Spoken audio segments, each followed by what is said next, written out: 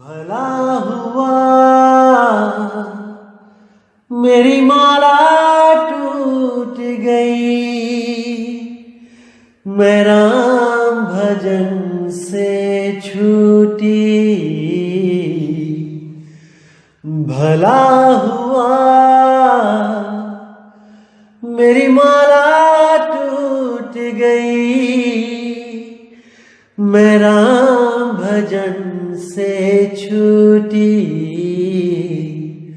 मेरे सिर से टली बला, भला हुआ मेरी माला टूट गई, मैं राम भजन से छूटी। मैं राम भजन से छूटी। नमस्कार मेरे प्यारे भाइयों, मेरे परमात्मा के प्यारे जीव हंसों। मैं हमेशा परमात्मा से यही अरदास करूंगा कि आप सब मेरे भाइयों का विवेक पहले से ज्यादा और ज्यादा और ज्यादा बढ़ता ही जाए, और ऐसा कोई काल का दूत ना हो जो आपको 1% भी भ्रमित कर पाए। एक भी काल का दूत नहीं बख्शना हमने, सबके अज्ञान को खोल के रख देना है, ताकि आने वाले समय में कोई भी काल का दूत अपना दांव ना खेल पाए, इन परमात्मा के जीव हंसों को उलझा ना पाए। ऐसी ज्ञान की लहर चला देनी है कि एक एक जीव इस मूल ज्ञान को समझ के परमात्मा को जानने की कोशिश करे, परमात्मा तक पहुंचने की कोशिश करे, और अपने इस अनमोल जन्म को बर्बाद ना कर पाए, बल्कि सत्य सार को जानकर इस जन्म को सफल कर जाए, ताकि 84 लाख जन्मों के बाद जो ये इंसान जन्म मिला है इसका भरपूर लाभ ले सके।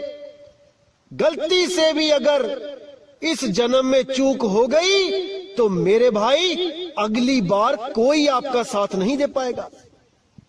आज जितने ये काल के दूत आपको भ्रमित करने में लगे हैं, इसके पीछे बहुत बड़ा राज है।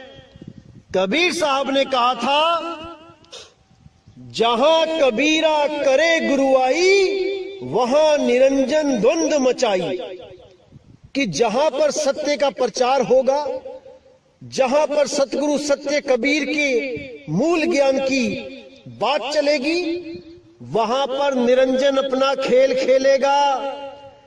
वहां पर काल के दूत पूरे जोर शोर से विरोध करेंगे उस मूल ज्ञान के प्रचारक का, उस मूल ज्ञान के दाता का। इसीलिए मेरे भाइयों, आज सब के सब इस मूल ज्ञान के खिलाफ बोल रहे हैं, इस मूल ज्ञान को झूठा सिद्ध करने में लगे हैं, और वो भी केवल वाणियां दिखा दिखा के। जैसे मैंने 103 नंबर सत्संग जो मैंने कल भेजा था, उसमें आपको मैंने दिखा दिया कि नीर शीर का निबेड़ा कैसे करना होता है।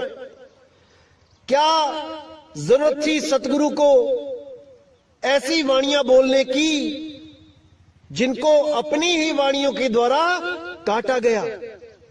वो केवल इसीलिए था मेरे भाई, ताकि काल के दूतों के हाथ वो मूल ज्ञान ना लग पाए।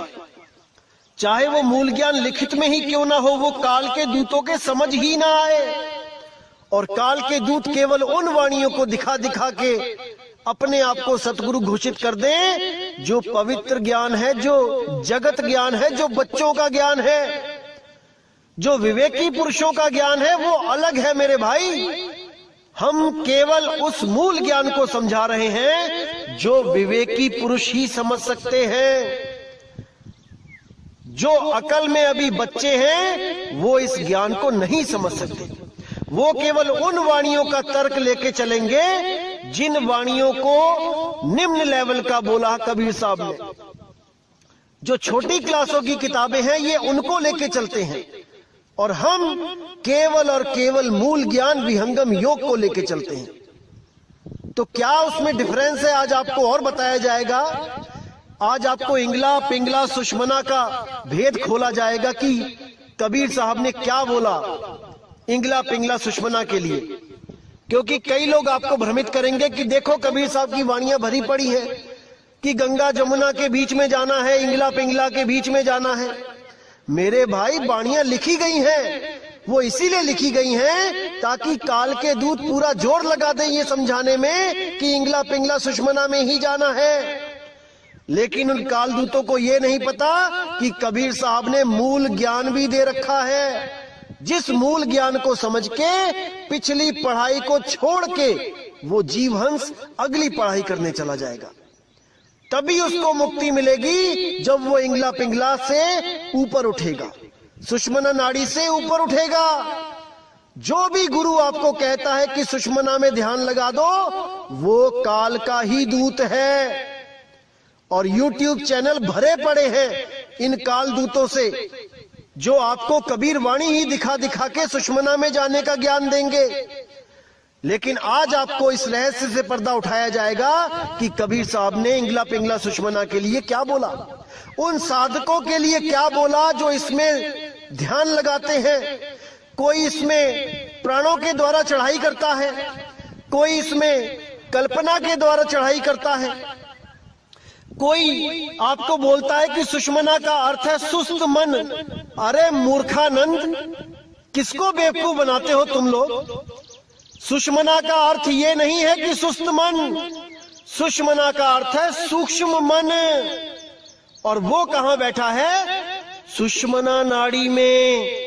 वही काल है जो सुषमना में अपना अड्डा जमा के बैठा है। और जो भी जीव सुषमना में जाता है उसको वो भ्रमित कर देता है, अरबों खरबों सूरज दिखा के, उनके गुरुओं की शक्लें दिखा के, तरह तरह के नजारे दिखा के, झूठे स्वर्ग, झूठे ब्रह्मलोक, झूठे सतलोक, अलखलोक, अनामी लोक दिखा के वही भ्रमित कर देता है। तो साहिब प्रमाण भी देते हैं कि निज मन करत जहां ठकुराई, सो नैनन पिछवाड़ा है। निज मन यानी सूक्ष्म रूप में मन कहां रहता है? नैनों के पिछवाड़े, यानी कि इंगला पिंगला सुषमना में। और जितने भी ये लोग सुषमना की बात करते हैं वो सब काल के ही दूत हैं। अरे कबीर साहब ने तो यहां तक कह दिया, पिंगला बिन से सुषमना नाड़ी, जब उन्मुन की तारी टूटे तब कहां रही तुम्हारी। साहिब ने साफ इशारा कर दिया, मूल ज्ञान है ये पवित्र ज्ञान नहीं है कि लाल चोले वाला बाबा भी सुषमना में ध्यान लगा रहा है और ये प्राण योगी भी सुषमना में ध्यान लगा रहे हैं, हठी योगी भी सुषमना में ध्यान लगा रहे हैं। जो भी सुषमना की बात कर दे समझ जाना मेरे भाई कि वो सूक्ष्म मन का गुलाम है। और ये मूर्ख बनाने वाले जो सुस्त मन कह रहे हैं, इनको काखा गा का नहीं पता भी सुषमना नाड़ी के बारे में। ये वही स्वयंभू हैं जो बिना गुरु के ज्ञान अर्जित करके किताबों से अपना मनमुखी ज्ञान बांटते फिरते हैं और सोचते हैं कि हमें तो सत्य पता लग गया। अरे 100 जन्म लगा लो, 1000 जन्म ले लो, बिना गुरु के ज्ञान नहीं मिल सकता। गुरु बिन पढ़े जो वेद पुराना, सार न जाने रहे अज्ञाना। साहिब साफ कहते हैं कि बिना गुरु धारण किए जो भी किताबें पढ़ता है, ग्रंथ पढ़ता है, वो केवल अक्षर ज्ञान तक जा सकता है, भेद ज्ञान नहीं प्राप्त कर सकता। क्योंकि भेद तो केवल किसी के बताने से ही प्राप्त होता है, अन्यथा वो केवल अक्षरों को पढ़कर अपने आप को ज्ञानी मानकर जन्म बर्बाद करके चला जाता है। अब साहिब ने यही समझाने की कोशिश करी है, जितने भी लोग इंगला पिंगला सुषमना में ध्यान लगाते हैं, ताड़ी लगाते हैं, पहले सोहंग के साथ ऊपर की तरफ चलते हैं, ध्यान लगाते हैं, उसके बाद एक अवस्था प्राप्त कर लेते हैं जिसको उन्मुन अवस्था कहा जाता है, जिसको मुद्राओं में मैंने बताया था कि उन्मुनी मुद्रा कहा जाता है। प्राणों के द्वारा जाते हुए सुषमना में जाकर प्रकाश में बैठकर सोचते हैं कि हम तो बच गए, अब हमें कौन पकड़ सकता है। लेकिन साहिब कहते हैं इंगला बिन से पिंगला बिन से सुख मन नाड़ी। अब कहां जाओगे? जब पूरा शरीर ढहेगा तब तुम्हारी इंगला पिंगला सुषमना भी ढह जाएगी भाई, क्योंकि ये भी शरीर की वजह से है। अगर शरीर नहीं तो इंगला पिंगला सुषमना भी नहीं।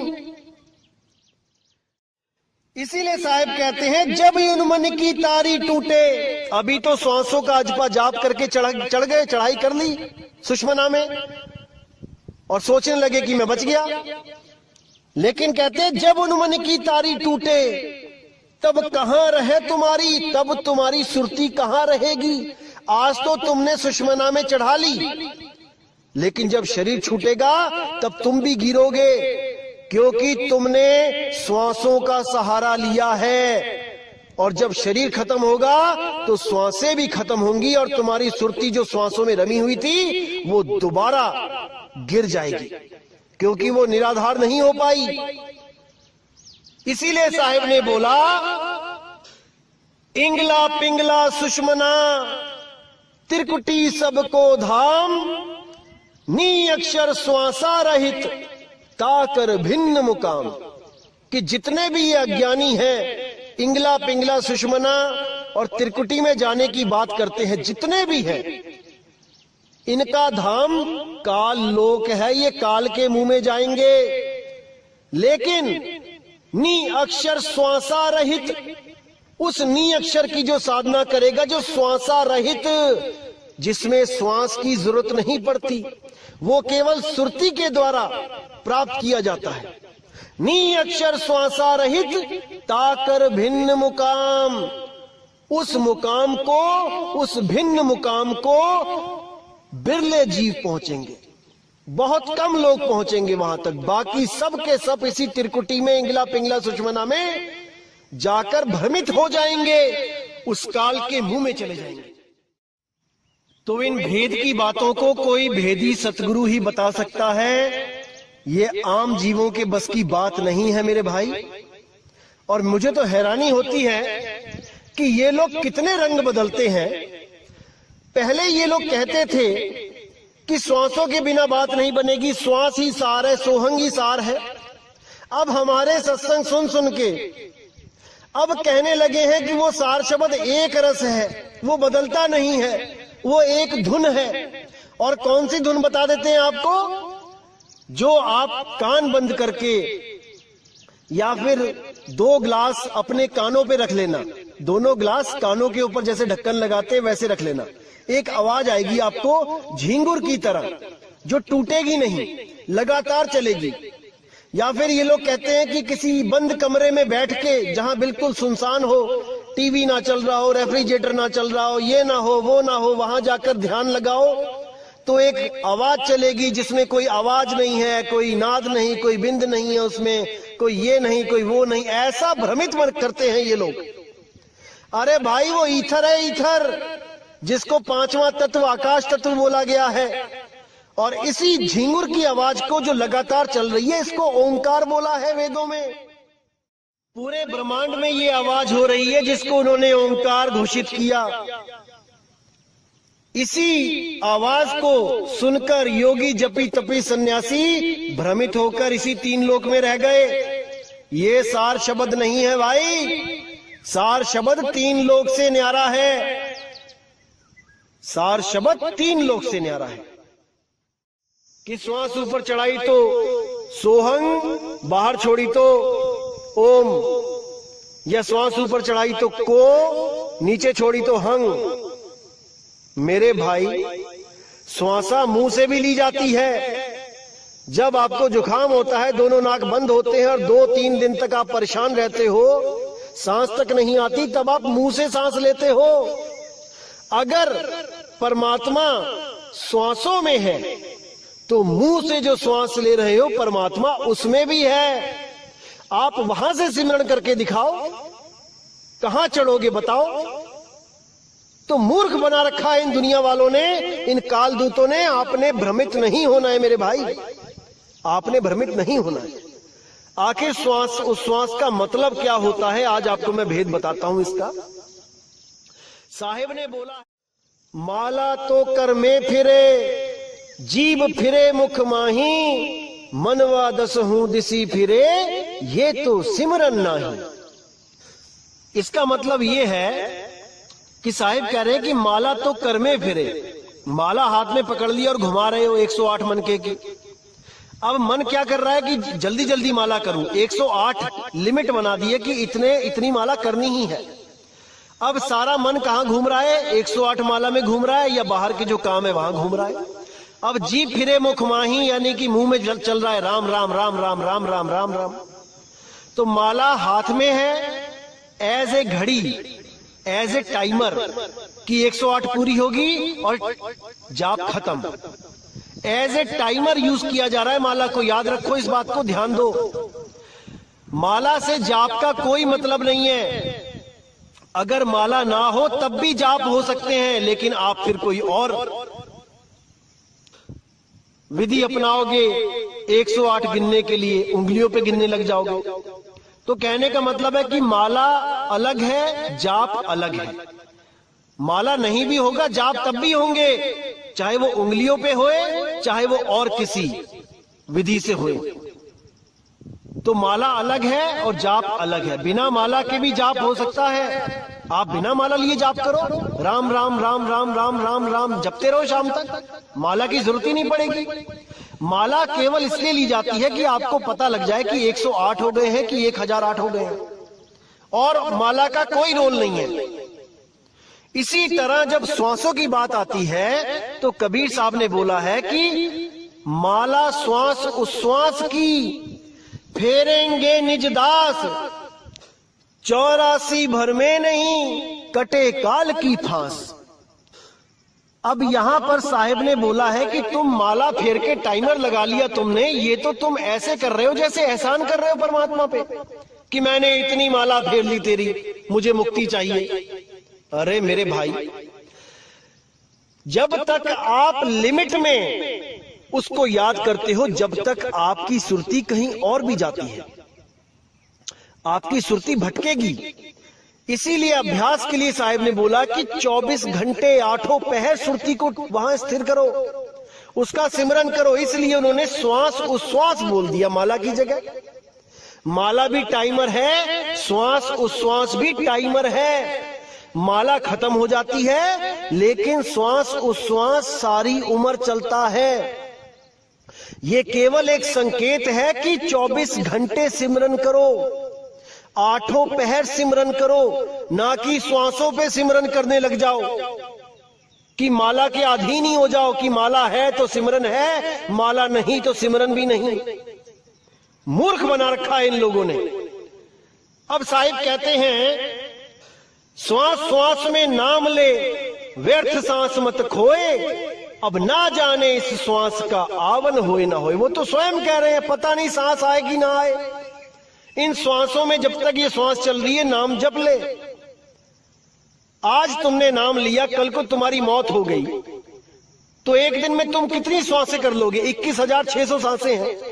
21,600 सांसों पे नाम जप के क्या तुम्हें मुक्ति मिल जाएगी?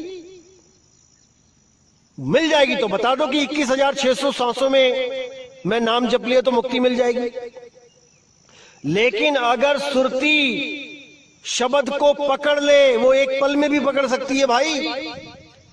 अगर वो एक पल में भी उसको पकड़ ले तो वो मुक्त है, उसको बांध नहीं सकता कोई।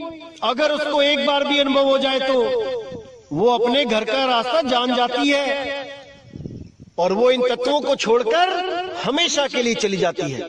इन श्वासों की गुलाम नहीं है वो कि श्वासों पे माला जपे 21,600 पर डे के हिसाब से। साहिब क्या बोलते हैं, इसको अच्छी तरह समझ लो मेरे भाई। बार बार नहीं समझाने वाला मिलेगा कोई, इस चीज को अच्छी तरह समझ लो। साहिब ने इशारा भी किया है कि श्वासा की कर सिमरनी। श्वासा को तो सिमरनी का रूप बताया है कि जो सिमरनी है वही तेरी सांस है। सिमरनी यानी कि जो हाथ में माला घूम रही है वो सिमरनी कहते हैं उसको। तो श्वासों को सिमरणी का रूप बताया है कि सिमरणी और श्वास को एक समझो। श्वासा कीकर सिमरणी, कर अजपा का जाप, यानी उसका जाप कर जो अजपा है, जिसको जपा नहीं जा सकता। उस नाम का सिमरण कर जो जाप नहीं है, जो सोहम ओहम नहीं है, वो अजाप है। परम तत्व का ध्यान धर, सोहम आपे आप। सोहम सोहम करने की जरूरत नहीं पड़ेगी, ना ही श्वास की जो धुन है सोहंग, उसको सुनने की जरूरत पड़ेगी। वो भी नकली है, वो भी खत्म हो जाती है, उस पे भी ध्यान नहीं लगाना है। जो श्वास अपने आप चल रही है, सोहंग की आवाज आ रही है जो ऑटोमेटिकली, वो भी नाशवान है। लेकिन साहिब कहते हैं परम तत्व का ध्यान धर, उस परम तत्व का ध्यान धर जिसका कभी नाश नहीं होता, जो इस देह में नहीं है, जो इस देह से न्यारा है। इस देह में जो कुछ भी है वो नाशवान है। परम तत्व का ध्यान धर, सोहम आपे आप। तुम स्वयं ही सोहम हो जाओगे, उस अवस्था को प्राप्त कर लोगे जिस अवस्था में मैं रहता हूं। अरे नीर छीर का करे निबेड़ा, कहे कबीर सोहंस है मेरा। जो सोहम को समझ जाए, नीर और शीर, नीर सोहंग क्या है और शीर सोहंग क्या है। नीर में क्या आता है, जाप अजपा अनहद, ये नीर यानी पानी है। और वो सार नाम क्या है, वो सोहंग अवस्था है। सोहम यानी जो तू सोहम, जैसा तू वैसा मैं। जब आप इस अवस्था को प्राप्त करते हो तब आप सोहम सत्य कबीर अवस्था को प्राप्त कर लेते हो, जिसके लिए बोला सोहम ही ऊपर और है, सत सुकृतिक नाम। जो लोग सोहंग सोहंग जपते हैं उनके लिए बोला कि सोहंग से भी ऊपर सत सुकृतिक नाम। वो सत सुकृत का क्या नाम है उसको जानो, वही सत्य नाम है, वही सत्कर्तार है, वही सतपुरुष है, वही सत्य शब्द है, वही सतनाम है। लेकिन इन बातों को ये काल के दूत नहीं समझ सकते, बिल्कुल नहीं समझ सकते। ऐसे ऐसे YouTube चैनल पे आ गए हैं लोग जिनको आप सुनोगे शुरू से लेके आखिर तक तो 10 बार रंग बदलते हैं। कभी कुछ कहते हैं, कभी कुछ कहते हैं। हमारे सत्संग सुन के हमारी जैसी बातें करने लग गए आजकल। ऐसा चतुर काल का दूत बैठा है जो इन सबको कंट्रोल कर रहा है आज के टाइम में। इन सब के अंदर बैठा हुआ है, सबके दिमाग घुमा रखे हैं उसने। ऐसे ऐसे चालाक काल के दूत बैठे हैं जो भ्रमित करने में बिल्कुल पीछे नहीं है। उनको इतनी शर्म भी नहीं आती कि जो हमने शुरू में बोला है हम उसी के विपरीत बोल रहे हैं। इतना भ्रमित कर देते हैं ये लोग केवल हमारे सत्संग सुन के। जो भी मैं कोई चीज बताता हूं उसी को कॉपी करके समझा रहे हैं। अरे तुम अपने सत्संग खुद सुनो पहले, तुमने क्या क्या बोल रखा है। आज तुम एक रस की बात करते हो। शर्म आनी चाहिए आप लोगों को जो जीवों को भरमाने का ठेका लेके बैठ गए हो। पहले ये लोग बोलते हैं कि 10वां दरवाजा बंद करके काल बाहर बैठा है। अब ये लोग कह रहे हैं कि सुषमना में काल बैठा है। बिल्कुल बेशर्मी की हद कर दी है। इनको खुद ही नहीं पता कि कहना क्या चाहते हैं, केवल भ्रमित करना है लोगों को और कुछ नहीं। ऐसे ऐसे लोग बैठे हैं।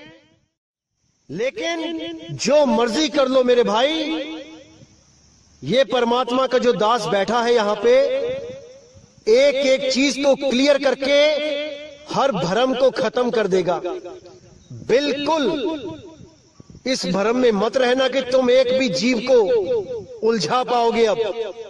अब समय आ चुका है कि सत्य ज्ञान घर घर में जाएगा, घर घर में बोध विचार होगा और लोग सत्य नाम को जानकर उसके साथ जुड़ेंगे, अपना आत्म कल्याण करेंगे। अब ज्यादा दूर नहीं है वो दिन जब पूरे संसार में केवल सत्य नाम का डंका बजेगा। क्योंकि साहिब ने समय निर्धारित कर रखा है और सब कुछ उसी के अंतर्गत हो रहा है। तो भाइयों, आज का जो विषय था यही क्लियर करना था कि जो अलग अलग तरह की वाणियां पढ़ के मेरे भाई भ्रमित हो जाते हैं, उनको मैं एक दिशा दे सकूं, मूल ज्ञान दे सकूं। बाकी लोग क्या करते हैं, पहले मूल ज्ञान की वाणी रखते हैं। एक जगह मैं देख रहा था सत्संग में किसी के, उसने सबसे पहले ये वाणी रखी कि इंगला बिन से पिंगला बिन से, और उसके बाद क्या करता है, उसके बाद पवित्र ज्ञान सामने उठा के रख दिया, नीचे की वाणी उठा के आगे रख दी कि नहीं देखो कबीर साहब ये कह रहे हैं, ये करना है। यानी 10वीं कराने के बाद उसको 5वीं की किताबें पढ़ा रहा है। अरे मेरे भाई, 5वीं के बाद 10वीं होती है, 10वीं के बाद 5वीं नहीं होती है। जो वाणी आपने सबसे पहले दिखाई है वो सबसे लास्ट में दिखाओ और बोलो कि ये मूल ज्ञान है। इंगला पिंगला सुषमना को छोड़ो। इन लोगों ने तो यहां तक भ्रमित कर दिया कि संतों का इंगला पिंगला सुषमना कोई और है और हठी योगियों का इंगला पिंगला सुषमना कुछ और है। हद कर दी चालाकी की, मूर्खता की हद कर रखी है इन्होंने। अरे मेरे भाई, इंगला पिंगला सुषमना एक ही है, शब्द भेद होते हैं अलग अलग। इंगला पिंगला सुषमना नहीं हो रही अलग अलग कि तुम्हारी इंगला पिंगला सुषमना और है और साधु संतों की और है और मेरी कोई और है। ये नाड़ी तंत्र सबका एक ही है। किस गलत फहमी में जी रहे हो? तो मेरे भाई, हर चीज को अच्छी तरह समझना है, विचार करना है, विवेक लगाना है, क्योंकि जीव आपका है, कल्याण आपको ही करना है।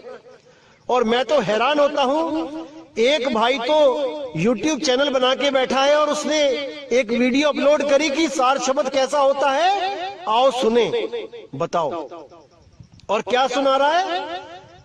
जब दूरदर्शन पे कोई सिग्नल नहीं आता होता था दोपहर में लगभग 2-2:30 बजे, जब कोई प्रोग्राम नहीं आता तो एक सीटी की तरह आवाज चलती थी। मैं आपको अभी भेजता हूं, उसको सुनिए। इसको सार शब्द बना के पेश किया जा रहा है। हैरान हो गया मैं देख के कि लोगों की बुद्धि क्या काम कर रही है। अरे क्या कर रहे हो आप लोग? क्यों भ्रमित कर रहे हो समाज को? जब ज्ञान नहीं होता तो बांटा नहीं जाता। पहले खुद तो कन्फर्म हो जाओ, खुद का तो निर्णय करवा लो, दूसरों को निर्णय ज्ञान देने में लगे हैं।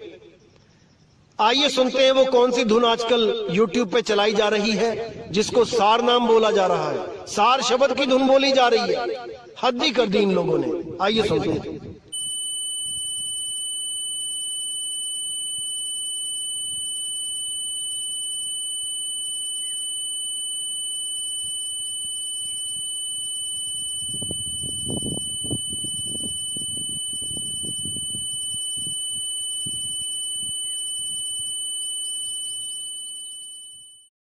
अब बताओ इन लोगों का क्या होगा?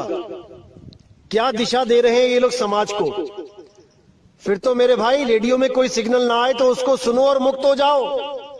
जब मैंने ये वीडियो अपने गुरु भाइयों के ग्रुप में सेंड करी तो एक भाई ने बहुत अच्छा जवाब दिया कि भाई, जब कान पे कोई जोर से थप्पड़ मार दे तब भी यही सुनाई देती है कि तब सार शब्द उसको मिल गया और उसका मन दौड़ना बंद हो गया। ऐसा कान पे सार शब्द दिया कि मन भटकना बंद हो गया, स्थिर हो गया। तो ऐसे ऐसे लोग पड़े हैं समाज में जो भ्रमित करने में बिल्कुल भी शर्म नहीं करते। और सार शब्द कबीर साहब का मूल मंत्र क्या बता रहे हैं ये भी सुना देता हूं आपको मैं, ताकि कल को आप भ्रमित ना हो जाएं इन काल दूतों के चक्कर में। आइए सुनते हैं क्या मंत्र है इनके पास जो कबीर साहब कहते हैं कि हमेशा जपो। आइए सुनते हैं। आत्मा है, आत्मा है, आत्मा है, आत्मा है, आत्मा है, आत्मा है, आत्मा है। अब बताओ इन लोगों का क्या होगा? मैं तो हैरान हूं कि ऐसे ऐसे लोग भी पड़े हैं भारतवर्ष में। ऐसे ऐसे लोग पड़े हैं, हद हो गई, हद। अरे आत्मा है करके आत्मा मिल जाएगी क्या? ऐसे तो दुनिया में कोहिनूर भी है, पारस भी है, तो लग जाओ जपने। पारस है, कोहिनूर है, मिल जाएगा क्या? पता नहीं क्या सोच के लोग ज्ञान बांटने लग जाते हैं। खैर मेरे भाइयों, आपने भ्रमित नहीं होना है। कहीं भी कोई भ्रमणा आती है, कुछ भी ऐसा होता है, तो आप बेहिचक सवाल पूछ लीजिए। ये दास आपकी सेवा में ही बैठा है, एक एक चीज को क्लियर कर दिया जाएगा। बिल्कुल शर्माना नहीं है, कहीं भ्रमित नहीं होना है। बहुत कुछ बोलते हैं दुनिया में लोग, लेकिन सत्य कोई एक बोलता है। इसीलिए मेरे भाई, बिल्कुल हिचकिचाना मत, हर सवाल का जवाब मिलेगा। सवाल पूछो तो सही। तो मेरे भाई, आज के सत्संग से आपको समझ जाना चाहिए कि मूल वाणी और पवित्र वाणी में क्या फर्क होता है, और साहिब ने कहां पर किस भाव में क्या बोला है, ये आपको समझना पड़ेगा। क्योंकि ये काल के दूत आपको भ्रमित करने में पीछे नहीं है। ये वाणियां दिखा दिखा के ही भ्रमित करते हैं। लेकिन अगर आपने मूल ज्ञान का विवेकवाणी समझ ली, फिर आपको कोई भ्रमित नहीं कर सकता। तो इसी के साथ दोस्तों मुझे विदा करें। जय गुरु बंदी छोड़ वैराग साहिब, जय गुरु बंदी छोड़ साधु शरण साहिब, जय गुरु बंदी छोड़ बाबा मदन साहिब, बाबा गरीबदास साहिब, बाबा नानक जी। जय जय सतगुरु बंदी छोड़ कबीर साहिब की, सदा ही जय हो, सदा ही जय हो मेरे मालिक की साहिब बंदगी सतनाम।